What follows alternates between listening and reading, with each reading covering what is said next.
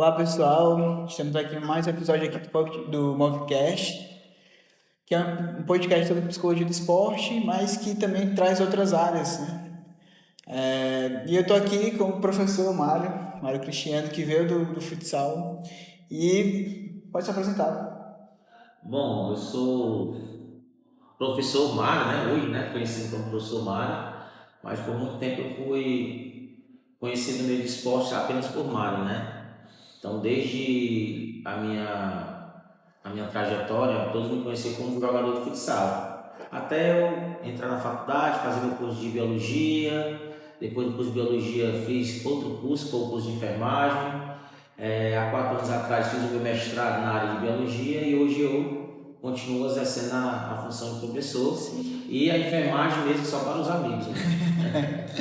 A gente vai falar um pouco sobre a biologia também mais pra frente, mas primeiro eu quero saber como é que foi o começo no futsal, no esporte, na verdade. Desde muito novo, né, eu já era muito engajado no futebol e eu sou baiano, né, em Juazeiro da Bahia, e lá eu sempre costumava jogar muito nos campinhos de futebol já com crianças com uma idade bem acima da minha. Então já ali já tinha vamos dizer assim, um indicativo que eu ia ser algo no esporte, né? E aí quando eu cheguei aqui em Parnaíba, eu conheci a escolinha do Paulo Simões, que é uma escola de futsal que existia lá no SESI, no Verdinho, e eu fiquei lá por vários anos, né? Aprendendo com o Paulo Simões, e lá era muito bom que a gente aprendia não apenas a questão do futsal em si, mas da cidadania, da irmandade, a questão também da disciplina, que ele era muito disciplinador. Então foi uma escola. Também, né? Não era apenas uma escola de futsal, é uma escola mesmo da vida, sabe? E lá me abriu portas para ingressar num clube chamado Clube Atlético Onix, que era do Dr. João Vicente Teresina, né? Que é um dos. Você tinha quantos anos nessa época? Isso eu tinha.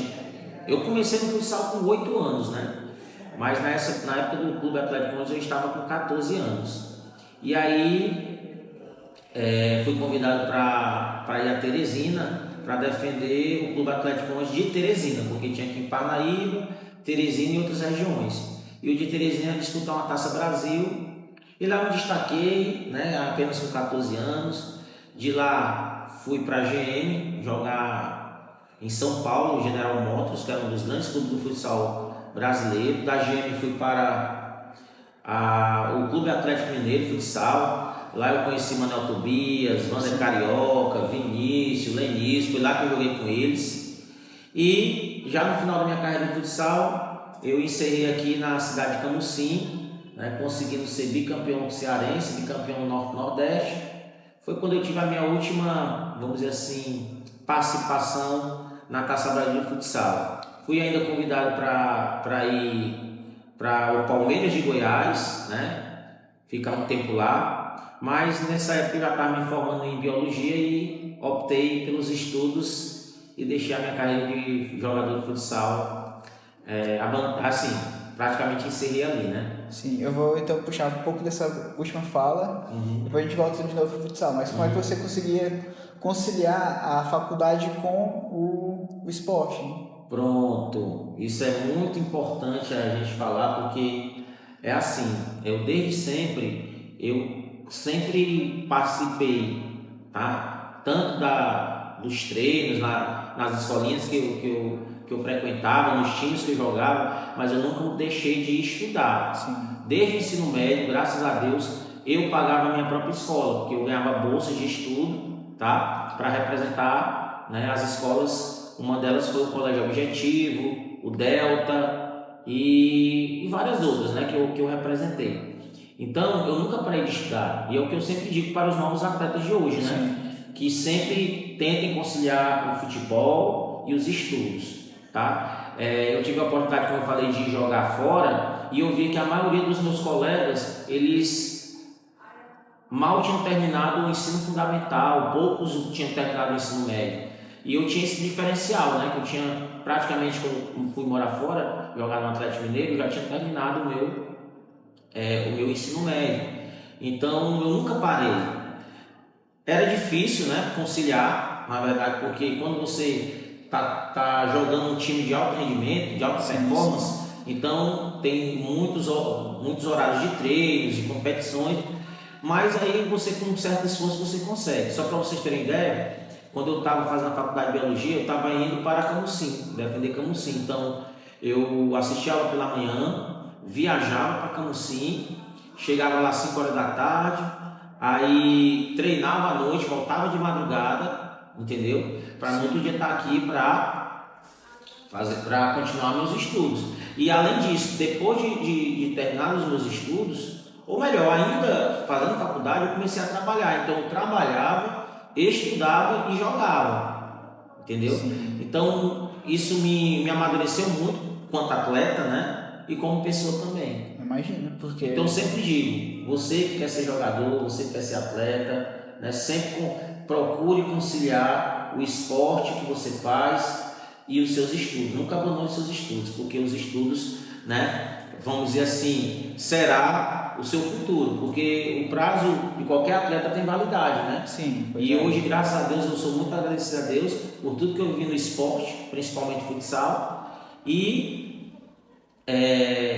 sou grato por ter me formado em 2 cursos superiores, ter feito meu mestrado, e hoje, graças a Deus, eu desempenho um papel de professor. Sou muito feliz, sou muito realizado por isso também. Sim, e você tocou aí num ponto importante da questão dessa conseguir conciliar, né, tudo isso, de não parar uma coisa para focar em outra, sendo que, por mais que seja difícil que seja, como você falou, de trabalhar, de estudar e ter o foco no rendimento, no alto rendimento do esporte, mas continuar.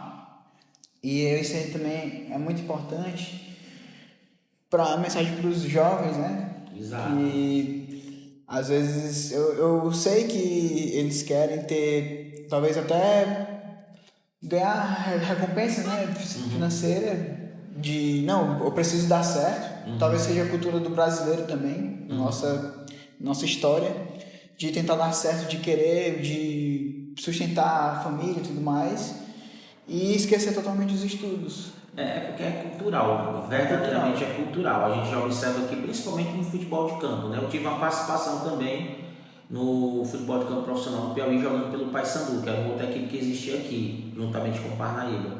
E eu sempre observava que todos os atletas, eles estavam ali não simplesmente porque gostavam do futebol, mas porque viam o futebol uma maneira de ganhar dinheiro no futuro, né? Para se sustentar e sustentar também os seus familiares. Então a gente conhece muitas histórias de atletas aí que fizeram, né, que foram grandes nomes mundiais e que vieram de favelas, de classe humilde, né?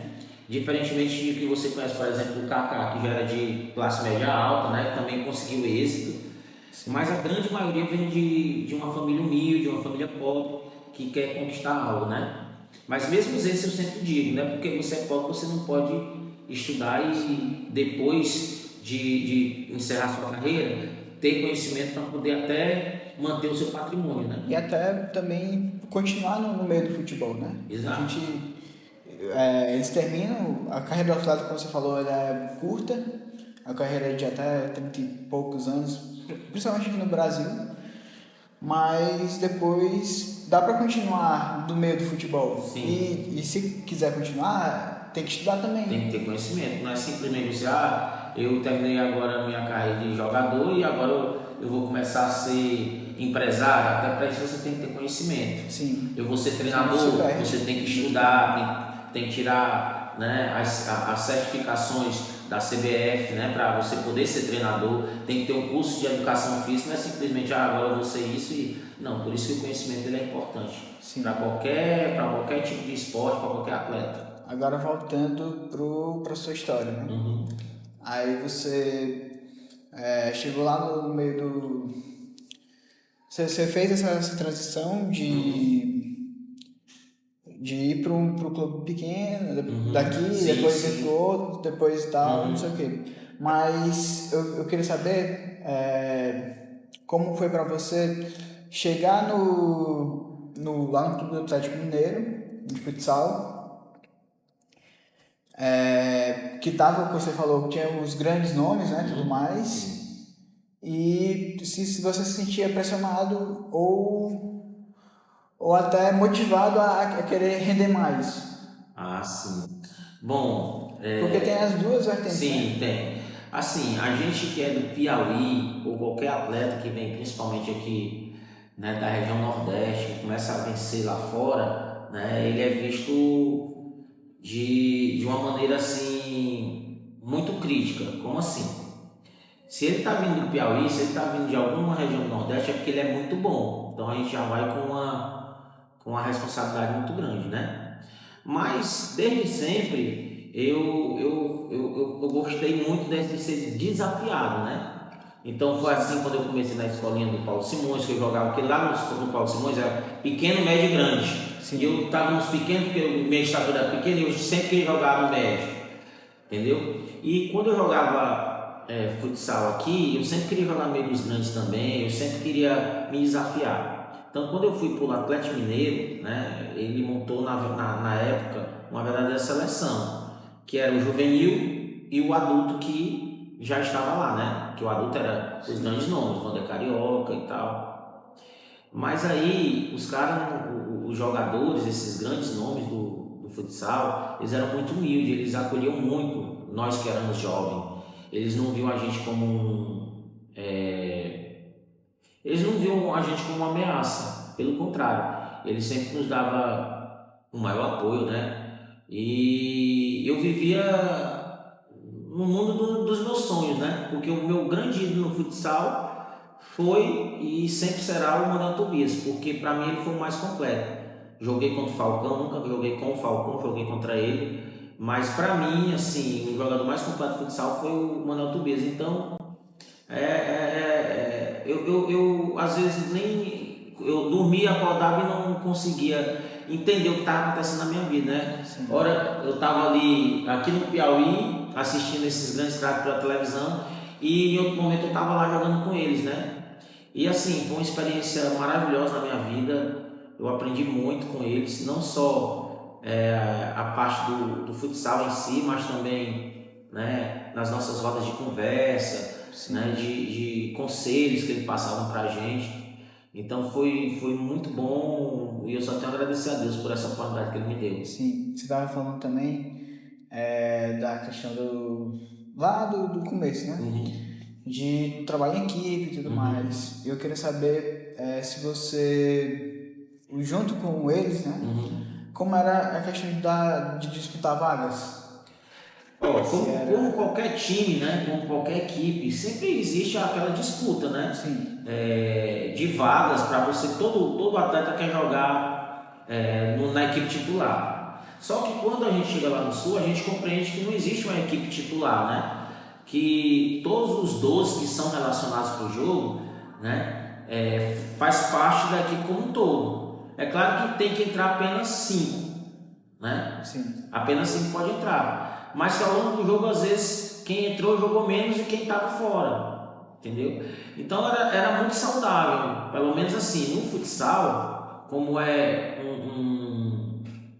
muito elitizado, diferentemente do campo, né? O futsal sempre foi um esporte muito elitizado, então não existia muito briga, confusão por conta de vaga. Eu acho que cada um sempre quis dar o seu melhor. Sim, até porque são várias substituições. E como o futsal, né, tem muita substituição, então muitas vezes eu entrei de titular e joguei pouco, muitas vezes eu entrei de reserva e joguei muito mais. Sim. Então a gente aqui que tinha, aqui, né, quando eu estava ainda aqui no Piauí, que a gente tinha que era os titulares e os reservas, mas não existia ansiedade para entrar na hora de jogar? Não, porque quando você joga em alta performance, né, e lá era muito diferente do futsal que aqui eu jogava, então assim, a ansiedade ela é normal em qualquer esporte. Sim, sim. Eu sempre digo, quando eu não sentia um friozinho na barriga antes do jogo, é porque as coisas não iriam acontecer bem. Então eu tinha que sentir, seja uma decisão, seja um amistoso, eu tinha que sentir que era aquilo que me movia, né? Então, assim, não existia essa ansiedade de entrar. A ansiedade de entrar existe, mas é natural de cada atleta, né? E eu creio que o o emocional ele é muito importante, eu sempre digo isso. Hoje em dia a gente vê mais jogadores pensando só no físico, cuidado físico, né? Porque para prevenir lesões e tal, e muito poucos atletas trabalham a questão do emocional. Então muitos atletas hoje você vê aí se machucando por conta do emocional e não do físico, porque o emocional ele tem um valor muito significativo na hora da competição. Sim, e é isso que eu ia chegar nesse ponto do emocional, né? Da própria psicologia. Quem era os seus pontos de apoio nessa época? Era a sua família, o treinador, os companheiros de equipe? Com quem você partilhava essas coisas? Legal falar sobre isso. Olha, quando a gente joga fora, né? Imagine um piauiense, né? Em Minas Gerais, em meio à grande maioria que era paulista, mineiros, pessoal também carioca. Então a gente, querendo ou não, a gente passa por uma certa discriminação, né? A gente é Piauí, é Paraíba, né? E aí você tem que saber, né? Saber driblar tudo isso também, não só em quadro, mas também driblar essas situações. Então o meu ponto de apoio, até porque naquela época não existia um psicólogo para o time, eram os amigos. Eram os amigos, eu sempre estava em contato com meus amigos aqui em Parnaíba, eu sempre ligava. Naquela época não tinha celular, não era telefone, eu marcava, ó, sábado eu vou ligar lá para casa para vocês irem lá para casa para falar com vocês. Eram meus pais, certo? E nós mesmos que convivíamos ali, a gente formava uma verdadeira família e tentava um proteger o outro. E quando a gente precisava desabafar, a família em primeiro lugar, né? Então, hoje as grandes equipes têm psicólogo, tem uma equipe muito profissional que ajuda mais ainda. Mas ainda hoje, eu acho que o maior apoio emocional que o atleta tem é os seus familiares e amigos, que eles que te incentivam, né? que te acolhem, que te incentivam.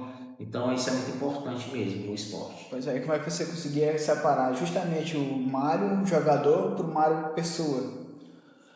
Olha, eu sou muito autêntico, né? Eu sou muito verdadeiro, então eu sempre, tanto dentro de quadra como fora de quadra, eu sempre mantive a minha mesma personalidade, tá? Então eu sempre fui um atleta de me posicionar em situações que eu era questionado, eu nunca fui de fugir. Não é à toa que na maioria das equipes que eu participei eu fui capitão, tá?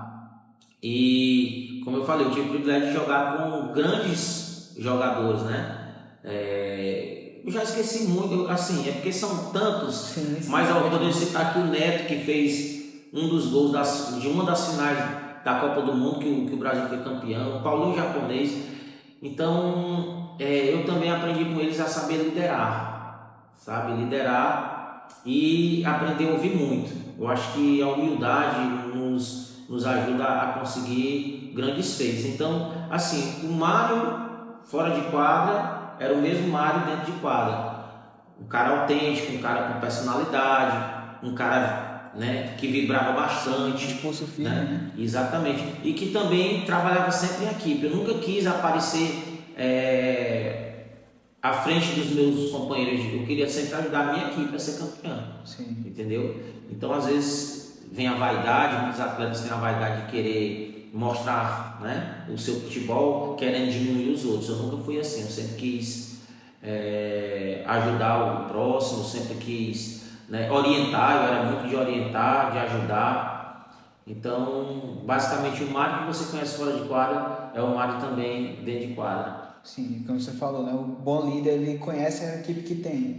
Então, eu imagino que o peso da faixa que seria muito grande. E aí entraria essa questão do ego, como você falou, mas você soube gerenciar muito bem, né? Sim, isso. Porque eu sempre, assim, o líder não é aquele que manda, o líder é aquele que dá exemplo. Sim. Então, eu sempre buscava mostrar para meus companheiros companheirismo, o centro de ajuda, o esporte, principalmente o esporte coletivo, ele precisa muito de ajuda, de um estar ajudando o outro, lutar pelo outro, não você sozinho querer resolver a situação. Então, são coisas que a gente traz do esporte também para a nossa vida do dia a dia, né? Sim. Então o esporte também me moldou muito nisso. E você como capitão, você já já tinha uma idade um pouco mais, um pouco mais veterana ou já foi Não, mais não, novo? eu já jovem, Já? às vezes até em meio de outros jogadores mais velhos, eu já, porque a liderança ela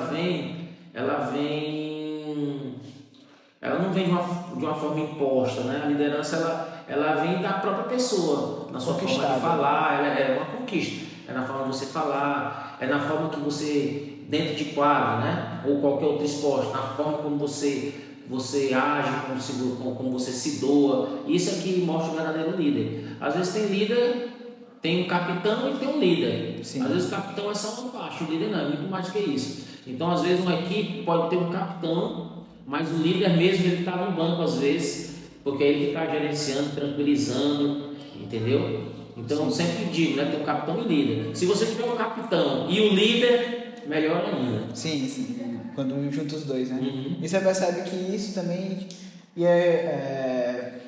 te moldando também como ser humano? Sim, sim. Como eu falei, na época do Paulo Simões, o esporte me ensinou a ser disciplinado. Sim.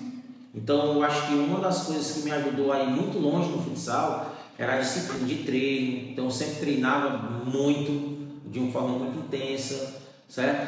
A disciplina também me fazia com que eu respeitasse meus professores na escola, os meus pais, os meus amigos. Então, o esporte tem essa ferramenta, tá? De ajudar, né, o cidadão, né, a crescer como um homem de verdade. Muitas vezes a gente vê as escolas assim, hoje em dia, né, não dando muita importância ao esporte. Eu sempre falo que o esporte é uma ferramenta de integração, uma ferramenta de disciplina. Eu tenho certeza que qualquer escola onde há esporte, os casos de disciplina na escola são menores. Se fizer uma pesquisa, Sim. pode ter certeza que isso é verdade. Não, tenho com certeza. E é uma das coisas que todos os convidados que vêm aqui vêm falando sobre essa questão de trazer mais, de investir mais no esporte, né? Tanto nas escolas, né? Como do modo geral. Porque, como você falou, molda o cidadão. Sim, molda sim. E a sociedade também. E quanto ao futsal, a gente estava comentando antes, né, sobre essa questão do futsal nas categorias de base e tudo mais. Eu queria saber, dentro da psicologia a gente trabalha alguns fenômenos psicológicos básicos. Atenção, memória, emoção, senso-percepção, pensamento, linguagem, que aí eu acho que também é a questão do capitão, né? E motivação. Então, como é que você enxerga todos esses fenômenos para o futsal? Por exemplo, atenção. Importantíssimo. Atenção, importantíssimo. Tem que ser muito assim, ligeiro, né? Olha, assim, hoje a gente vê que a medicina esportiva, né, ela avançou demais, né? E quando eu falo medicina esportiva, não é só a medicina em si, Sim. mas a psicologia, né? Tudo, como um todo, né? Então, antigamente a gente fazia determinadas atividades no treino que a gente não sabia o porquê.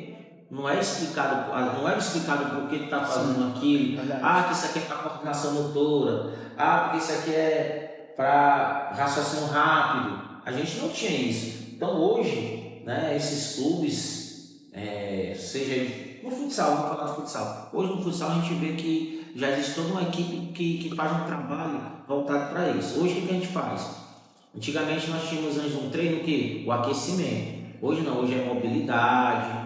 Aí depois da mobilidade, né, vem às vezes algum tipo de trabalho que o treinador passa, né, de raciocínio rápido, onde você tem que realizar um movimento e fazer uma conta. Sim. Entendeu? Que tudo isso vai desenvolvendo um atleta, né, um mental muito forte, certo? E como você falou, né, hoje a questão da motivação, do emocional, ele está sendo muito diferencial. Por que o motivacional?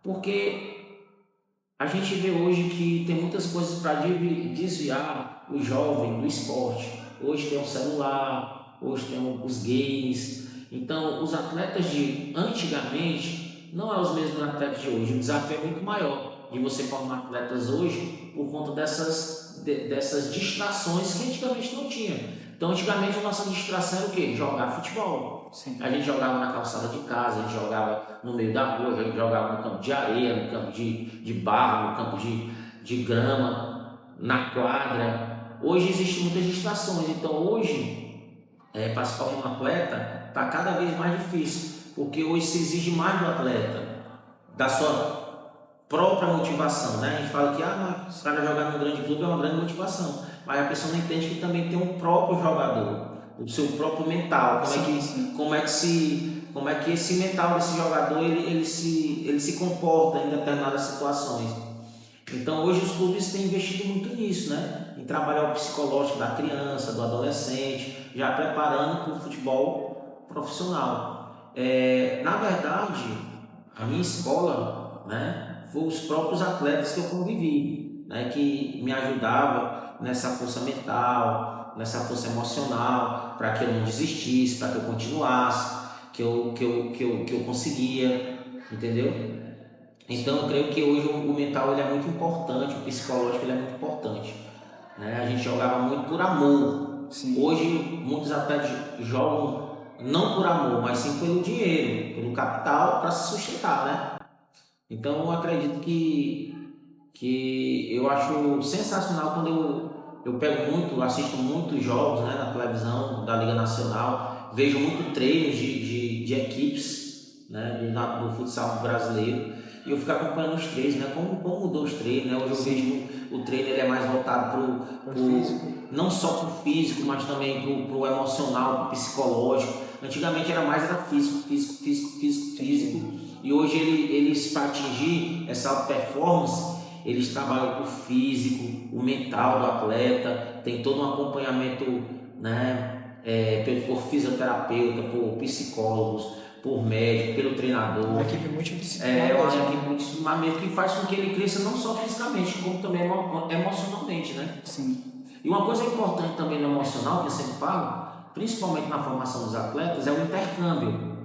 Então é muito importante que o atleta ele possa estar fazendo intercâmbio. Não, o que é o intercâmbio que eu digo? É estar jogando com jogadores de outros estados, de outras cidades, porque é esse intercâmbio que vai aumentar a gama de conhecimento sobre o esporte que ele pratica, que no caso é o futsal. Então eu fui muito privilegiado, porque eu joguei, quando eu estava aqui, eu fui jogar em Teresina, depois fui jogar em São Paulo, depois fui jogar em Minas Gerais, fui jogar no Ceará. Então isso vai lhe fazendo crescer como atleta, e isso vai lhe fortalecendo mentalmente.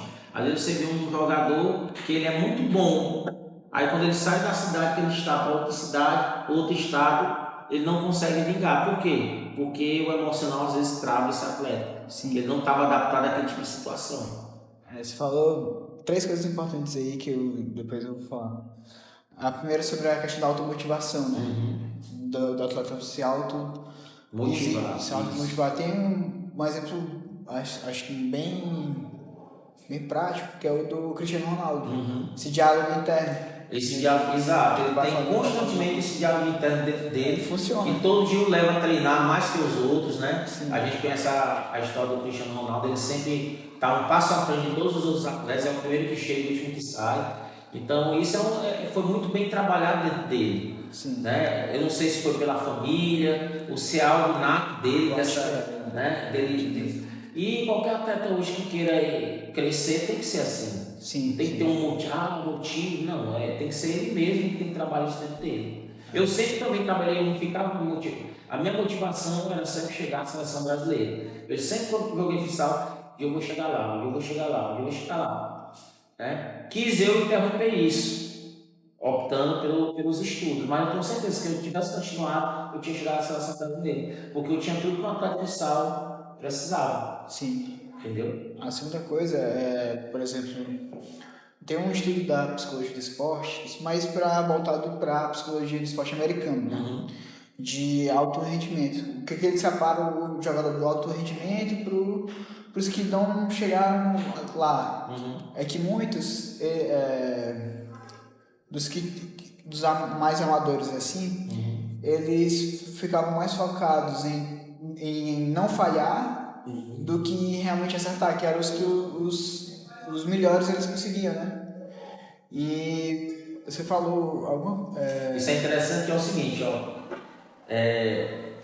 fazendo uma análise com você, né? Com o que você acabou de falar. A questão de quem só pensava na vitória e quem pensava em não perder, né? Sim. Então, o que pensava só na vitória, focava só na vitória, era o que ia mais longe. Aquele que pensava em não perder, Ficava receoso. Pois é, a mesma coisa tem treinador no futebol. Tem treinador que joga para não ganhar e tem aquele que joga para ganhar. Então, qual que na maioria das vezes é a vantagem? É o que joga para ganhar. Mas tem treinador que é assim, tem atleta que é assim. Tem atleta que no campeonato ele não está preocupado se o time dele vai ganhar, ele está preocupado se ele vai se destacar. Sim. Eu conheço muito atleta que era assim e ficaram pelo meio do caminho. E aqueles que sempre jogavam querendo vencer e querendo chegar longe, eram aqueles que iam mais longe. É porque acaba que muitos vão se preocupar mais com a sua própria performance do que do objetivo, porque né? o todo, que é o todo. Que é a equipe. E no futsal, que é um esporte totalmente coletivo, aí que tenta segurar um pouco mais a bola, né? Distribui um pouco mais os passes, sendo que tem que ser rápido. Isso atrasa muito o jogo e até compromete os próprios companheiros. O desempenho da equipe, sim. E a terceira coisa que você falou também é sobre essa questão do intercâmbio. Se te atrapalhava um pouco a mudança de cultura, por exemplo... Não, pelo contrário, a mudança... Ia jogar no Ceará? Pra mim era assim, podemos dizer assim, que era uma dádiva. Sim. Quando eu ia eu adorava ficar podendo jogar com equipes de vários lugares do Brasil. Porque muda também o clima, né? Porque aí você passa a conhecer também como é o atleta de outro estado. Então, por exemplo, quando a gente ia assistir um jogo do time do Maranhão, a gente já sabia como é que jogavam os jogadores do Maranhão. E lá pro Pará, o pessoal lá no norte, lá no Pará, a gente já vê como é que... Então, cada um com as suas particularidades, peculiaridades. Então, isso para mim foi sempre enriquecedor, esse intercâmbio de estar conhecendo novas culturas. Eu aproveitei demais quando eu estive as 2 temporadas que eu estive lá no Atlético Mineiro. Aproveitei muito da cozinha mineira, entendeu? Conheci praticamente Minas Gerais inteiras, de norte a sul, que a gente viajava muito para fazer amistosos, treinos, competir também, né? Então, pelo contrário, só acrescentava na minha vida de atleta e também na minha vida pessoal também, né? E nesse monte de viagem que vocês faziam, como ficava o tempo de descanso de vocês?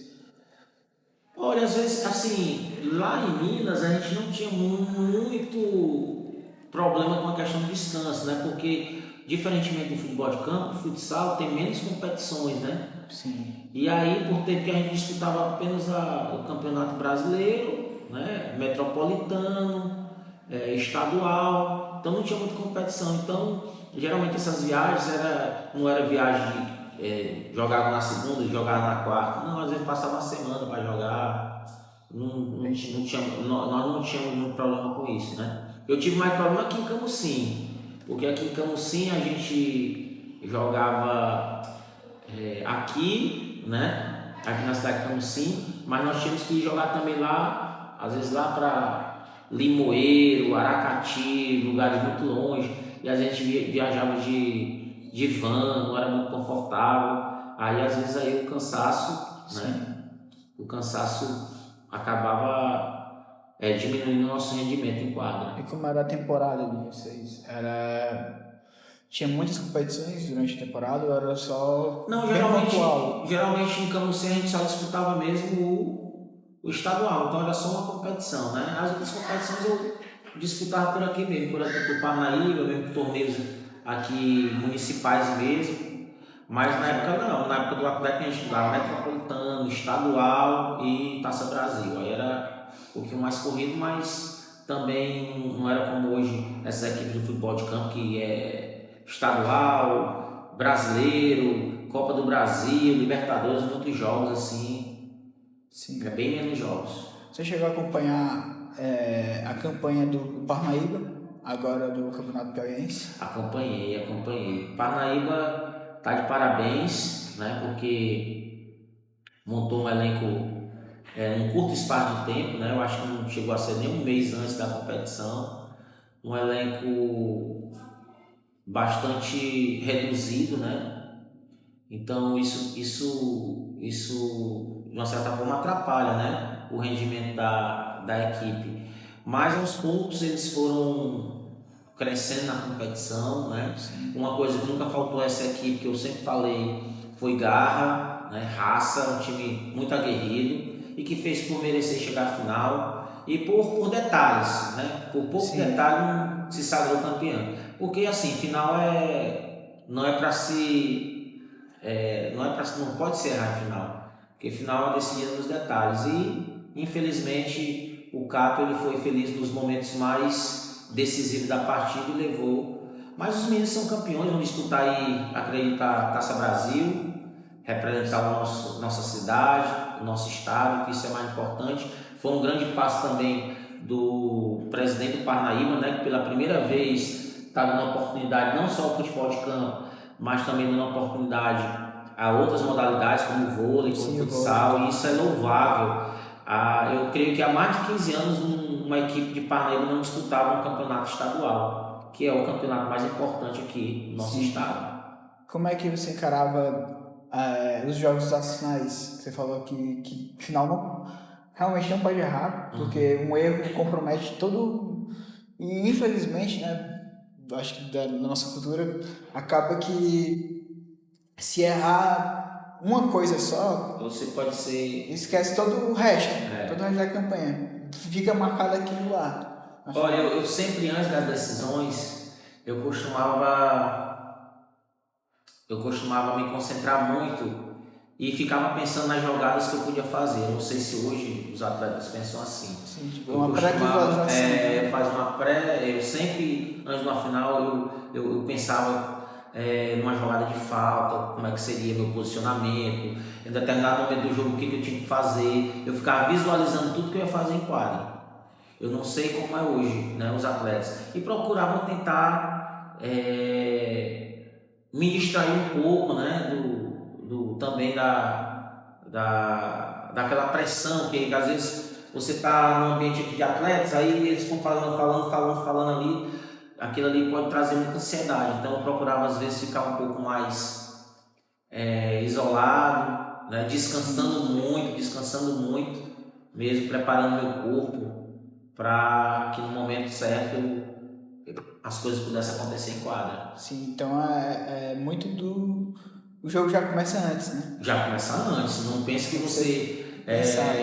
não pense que vou chegar amanhã dessa. Não, você tem que se preparar, você tem que descansar, você tem que se alimentar. Olha, até a questão da alimentação... Como era a noite anterior, por exemplo?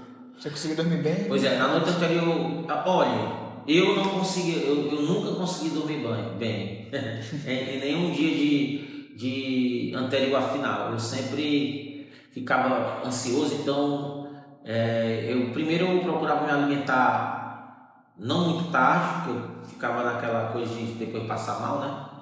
E procurava às vezes um joguinho de baralho para distrair e tentar dormir o máximo que eu pudesse, né, para relaxar, mas sempre acordava muito cedo, já estava ligado no jogo, já estava pensando no jogo, já estava com o meu mental voltado para o jogo. Entendi. Mas dormir é difícil.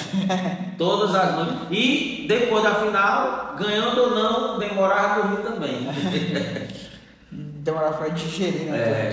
Se ganhasse, ia ser uma digestão ótima durante a noite, mas se não fosse, se eu tivesse feito por que eu não fiz aquilo, eu ficava pensando o jogo inteiro. Assim. Você falou também sobre a questão da alimentação, né? E eu tinha te falado sobre trazer um pouco da biologia agora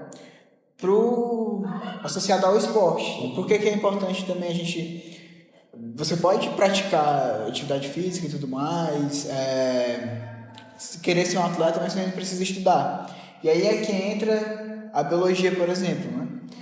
A questão da bioquímica. Tudo... Acho que desde das vitaminas, o que é importante, entender o próprio funcionamento do corpo, para depois... Por isso que é importante também a biologia, como você sabe muito bem, que eu cansei de falar isso em sala de aula, biologia é o estudo da vida, né? E ao estudar a vida a gente estuda o corpo humano. Então é importante a biologia dentro do âmbito esportivo, porque a biologia lhe faz entender, né, como você acabou de falar, a questão da boa alimentação. Então na biologia você aprende o que é carboidrato, o que é lipídio, o que é proteína, o que é vitamina, como essas substâncias podem ajudar, né, na sua performance, certo?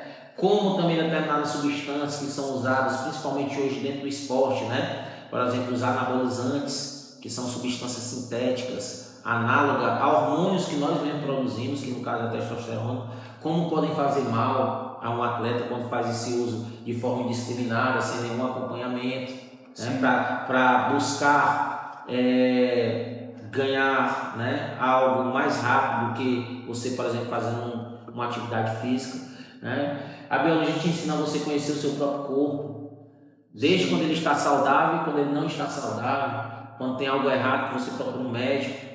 A biologia lhe ensina um pouco sobre o seu metabolismo, né? Quando você está fazendo uma atividade física, ela lhe explica por que você sua mais, por que você sua menos, por que às vezes você está urinando mais, por que você está urinando menos. Então a biologia ela é a base de todas as outras áreas da saúde, né?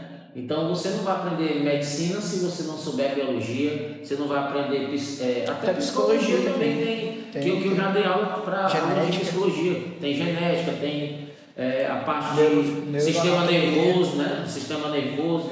Então a biologia é a base de todas as áreas da saúde. Então você conhecendo a biologia, você tem como, por exemplo, seja no futsal, na natação, no vôlei, você sabe se precaver, né? Ou você sabe se prevenir de determinadas situações que vai colocar o seu corpo em risco. Sim, e também, isso aqui é a mensagem para esses jovens do ensino médio e do fundamental também, porque eu já passei por isso, né, por que eu vou precisar disso? Sendo que até, não só na biologia em si, mas matemática, física, português, enfim, todas as áreas a gente chega num momento que a gente pensa, né, por que a gente vai precisar disso? Mas não, se você quiser praticar um esporte, muito importante você saber biologia, que realmente é o estudo da vida. E dentro da biologia também, eu queria saber, queria que você explicasse, na verdade, a parte da fisiologia, né, do corpo humano, a questão dos sistemas. Quais são não os principais sistemas, mas, por exemplo, você vai fazer um esporte. Não, pronto. Quais sistemas se usa em determinados esportes? Por exemplo, os cardio, né? Que hoje a corrida se popularizou muito. Por que é importante saber o funcionamento do cardio? Pronto. É o seguinte. Aí também, e já emendando também na musculação, que já entra a parte da... a gente sabe que assim, por isso que é bom conhecer um pouco da biologia, né? A gente sabe que os nossos sistemas todos, eles estão interligados, né? Eles não funcionam, né, isoladamente. Eles funcionam se integrando um com o outro, né? Então, às vezes, você, por exemplo, você vai para uma academia fazer, né, exercícios de hipertrofia, porque tem gente que vai para a academia para ganhar músculo, tem gente que vai para a academia para ganhar resistência, a maioria para emagrecer, né? Sim. Então, assim, acha-se que só trabalhar na questão muscular, lá numa academia, aliás, que numa academia só está se trabalhando na questão muscular. Não. Ali na academia, além da questão muscular, você está trabalhando o seu sistema cardiovascular, você está trabalhando também o seu sistema nervoso, você está trabalhando tudo como um todo, não simplesmente o músculo. Porque quando você vai para a academia, você está todo tempo ali fazendo exercício, mas você está ali focado no que você está fazendo. Então você está trabalhando também o seu psicológico, o seu mental. Por isso que diz que às vezes é uma terapia. Às vezes a pessoa vai para a academia, aquela atividade que ele está fazendo ali é uma terapia, que às vezes está estressado, às vezes brigou em casa com alguém e tal, vai para a academia, melhora, até porque são liberadas várias substâncias quando você está fazendo uma atividade física, que vai fazendo com que, né, tem a dopamina, tem vários tipos de adrenalina, vários tipos de hormonal também. Pois é, neurotransmissores que vão trazer um bem-estar, porque está fazendo aquela atividade física. Então, assim, falar em particular de cada sistema, a gente aqui passar a tarde inteira. Mas o que eu digo assim, fazer atividade física é importante pelo todo, né? Pelo todo, pelo físico, né? Pelo mental e também pelo espiritual. Quantas pessoas às vezes estão fazendo atividade física e está ali, né? Orando, e você nem sabe o que está acontecendo, ele está ali conversando com Deus, né? Numa caminhada. Muitas vezes eu vou fazer uma caminhada, eu estou ali fazendo uma caminhada, estou conversando com Deus, estou trabalhando também no meio espiritual, entendeu? Então é sempre importante a gente trabalhar, né, o atleta nesses três, ver o atleta nesses três parâmetros: o físico, né, o psicológico e o espiritual. Sempre ver assim, porque ele tem crenças, o atleta tem crenças, né? Imagino que eu jogava, que tinha jogador que era evangélico, católico, bandista, entendeu? Uns que nem religião tinha. Então, e você tem que saber conviver com isso. Então, até nisso também você tem que saber trabalhar. E é bom que a gente absorve muita coisa, né? A gente aprende muito. E assim, tem um quadro novo no podcast que é para você falar sobre mitos e verdades. Sim, mitos e verdades. E aqui o primeiro é: jogar futsal cansa mais do que jogar futebol? Olha, o futsal é um esporte mais intenso do que o futebol de campo, por conta das dimensões que é o futsal, né? É diferente do futebol de campo, que as dimensões são bem maiores. Mas nós não podemos esquecer que hoje o próprio futebol de campo está muito intenso, né? Hoje só se fala em intensidade dentro do futebol. Mas como o futsal ele é jogado em dimensões menores, ele sempre vai ser comparado ao futebol de campo, um esporte que vai exigir mais da capacidade física do atleta. Sim. Então isso é uma verdade, não é que cansa mais, é porque é mais intenso, e quanto mais intenso é, mais desgastante vai ser para o atleta. Lembrando que mesmo que no futsal você tenha substituições que elas são infinitas, né? Você pode substituir, por isso que hoje no futsal se utiliza muito a troca de quartetos, né? Antigamente trocava um, entrava o outro, não. Hoje às vezes sai 4, entra 4 uma vez, né? Para ficar descansando. Mas isso não faz com que o esporte futsal não seja mais intenso, não seja menos intenso que o futebol de campo. Ele é mais intenso, ele é mais desgastante. É mais fácil marcar um gol no futsal do que no futebol? Aí depende da qualidade do atleta, né?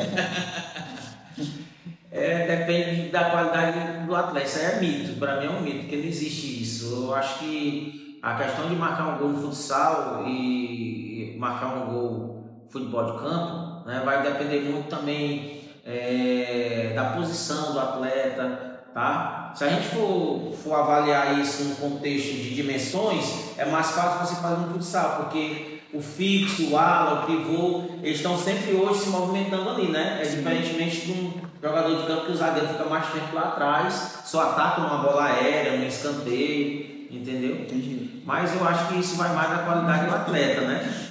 É porque realmente a gente vê, por exemplo, nos placares, né? É mais comum sair mais gols no futsal, mas por exemplo na final foi 2-1. Não, mas hoje o futsal tá tão assim.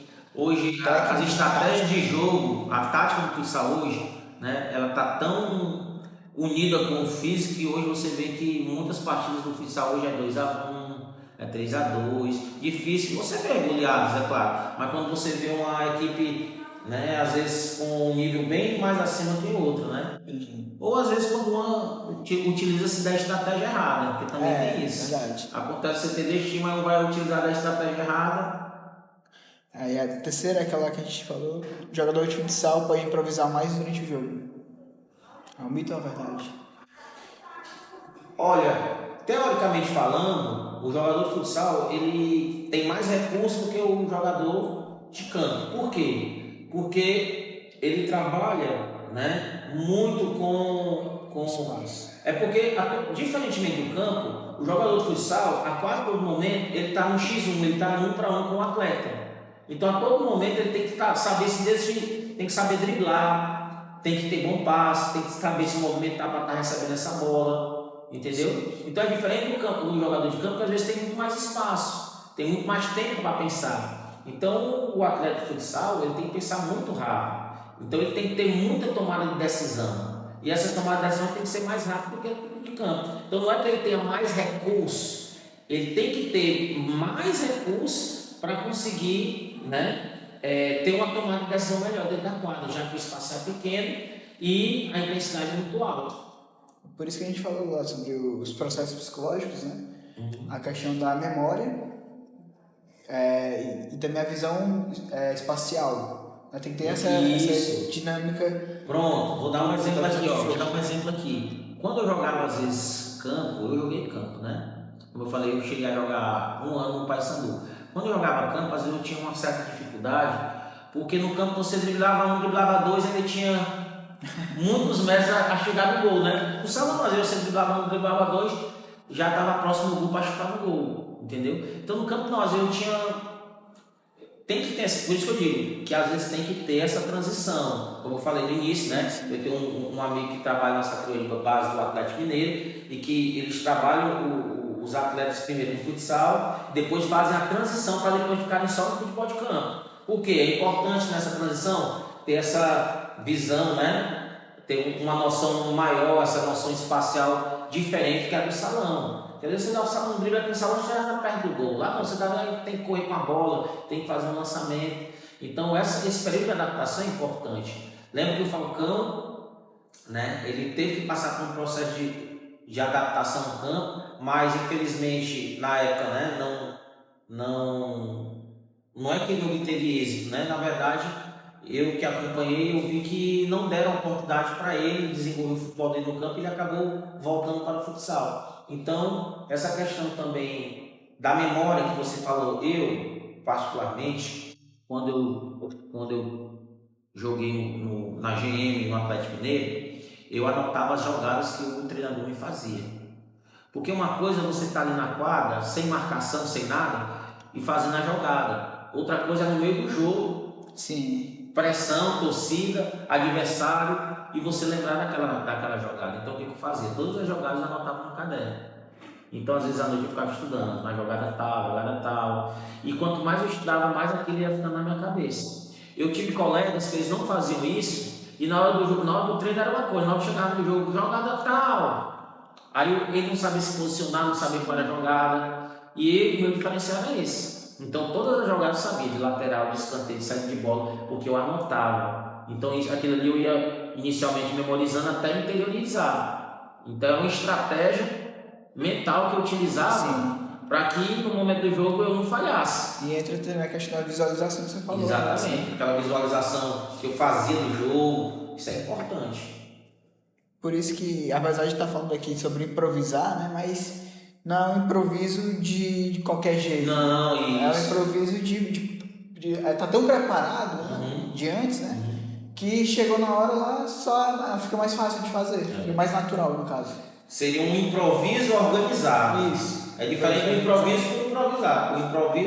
O improviso organizado, né? Um improviso treinado. Pronto. Certo? Hoje se fala muito no esporte é tomada de decisão. O que é tomar de decisão? O que eu vou fazer no momento que eu estou com a bola? Eu vou partir para um drible? Eu vou arriscar uma metida de bola? Tá? E isso é o que faz o diferencial de um atleta para outro. É só tomar de decisão.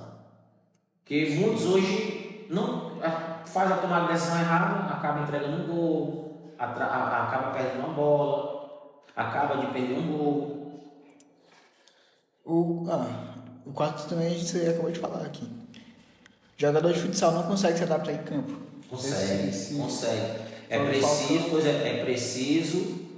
preciso um tempo de adaptação. A não ser que esse atleta ele já venha praticando o futsal e o futebol de campo, entendeu? Tem muitos casos de atletas aí. Manuel Tobias tentou no Grêmio, Falcão tentou no São Paulo, né? Ambos não tiveram sucesso no campo, mas não tiveram mais sucesso, não por conta deles, por questões extracampo, não por questão técnica, entendeu? Agora, quando se faz essa transição no período certo, ou quando se faz dá esse tempo necessário para que o jogador ele se adapte, com certeza esse jogador ele vai trazer muita alegria para aquele clube. Eu posso dar aqui exemplo, o Alex do Palmeiras jogou futsal, o Edmundo jogou futsal, o Felipe do Vasco, a lateral esquerdo do Vasco, Flamengo, selecionado dele, jogou futsal, quase todos. É difícil você encontrar um atleta que teve grande performance, que foi ídolo nos seus clubes e não passaram pelo futsal. Verdade. E a quinta, jogador de futsal não pode ficar parado dentro de quadra. Não. E principalmente hoje, né? Antigamente, o futsal, eu tive o privilégio de começar o futsal quando a bola era pequena e pesada. Depois eu passei para a bola um pouquinho maior.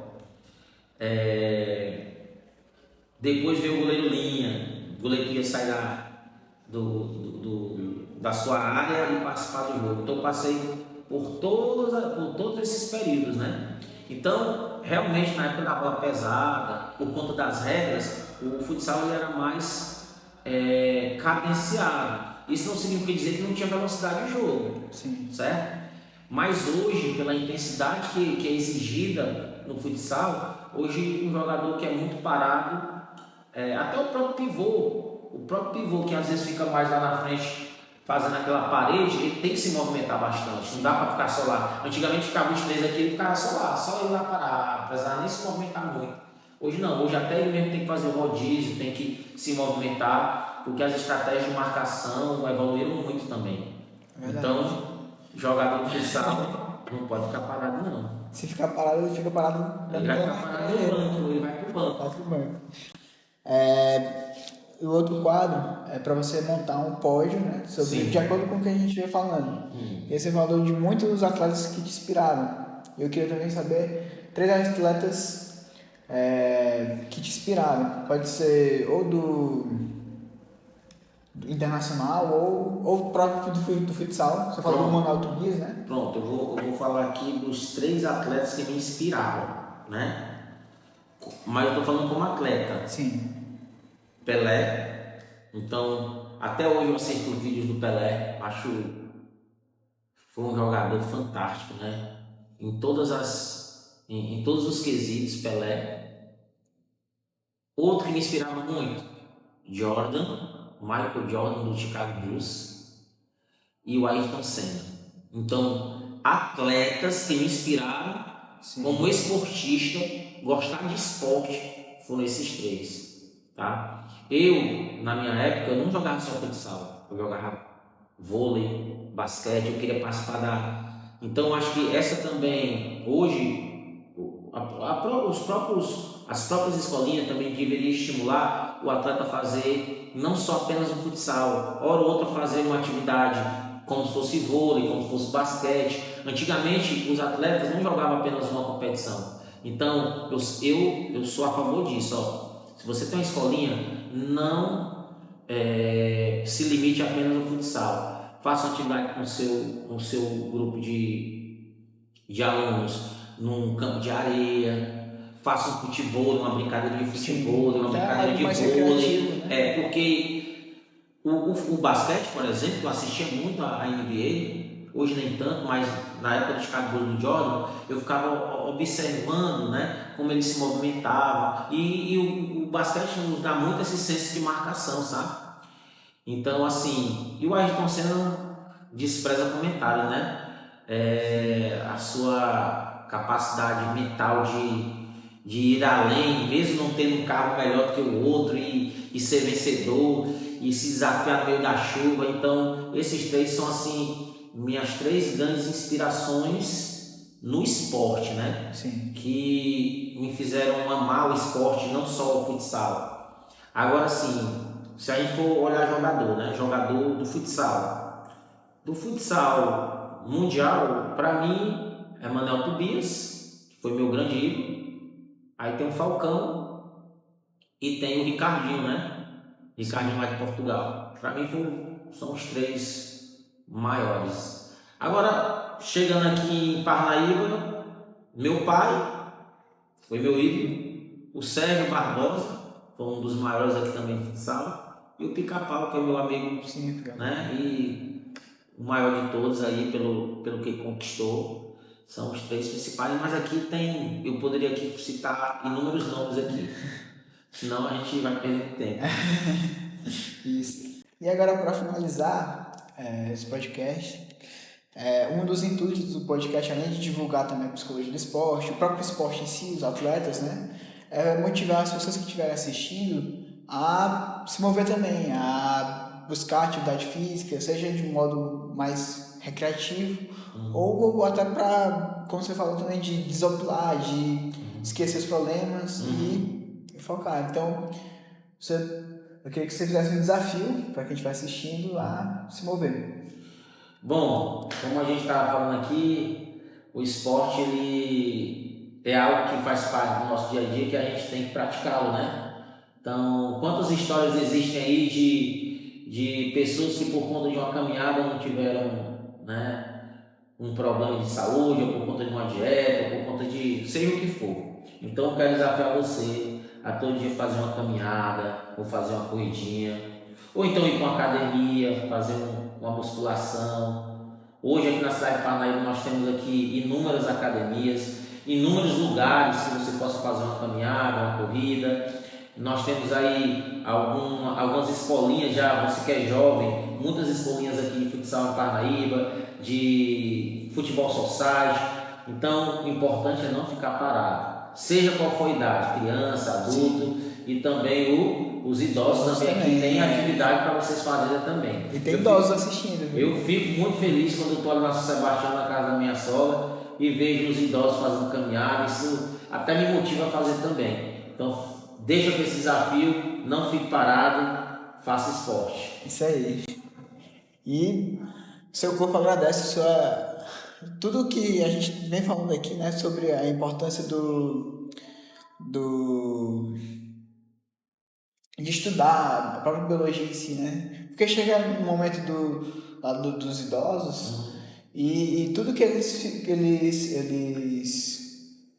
construíram durante esses anos vai ser importantíssimo para ter uma felicidade saudável, né?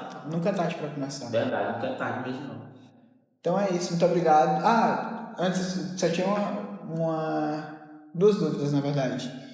Que a primeira é sobre como você lidava com as frustrações, né? Seja por lesão, seja por perdas de finais, ou até mesmo durante o jogo também.